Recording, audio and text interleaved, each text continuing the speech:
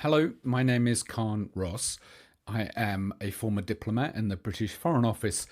During my career, I headed the Israel-Palestine section of the Foreign Office and later led Middle East work in the UK mission to the United Nations, where, at the Security Council, I negotiated scores of resolutions on the situation in Palestine, Libya, and Iraq, including the 9/11 terror attacks and the weapons inspections in and sanctions on Iraq before the 2003 invasion. I resigned from the Foreign Office over the Iraq War after giving secret testimony about my work on weapons inspections and weapons of mass destruction in Iraq and the government's lies about them. Since then, as the founder of Independent Diplomat, I have advised leaders of democratic countries and political movements all over the world in Europe, Africa, Asia, and the Middle East. I have written books and many articles about diplomacy and international affairs.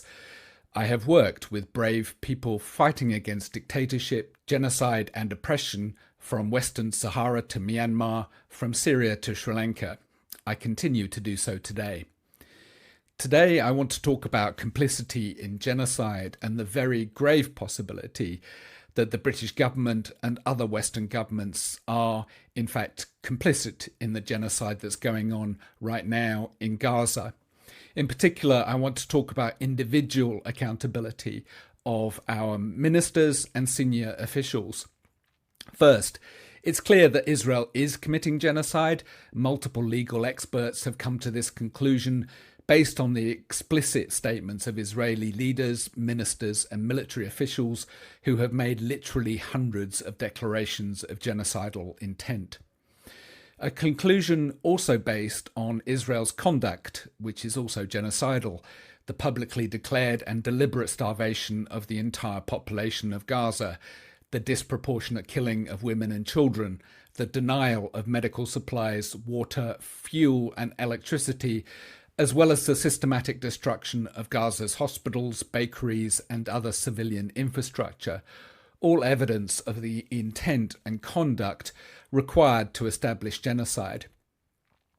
The former British Supreme Court judge Jonathan Sumption concluded that the most plausible explanation of current Israeli policy is that its object is to induce Palestinians as an ethnic group to leave the Gaza Strip for other countries by bombing, shooting, and starving them if they remain. A court would be likely to regard that as genocide. The Israeli genocide scholar and former IDF member, Professor Omer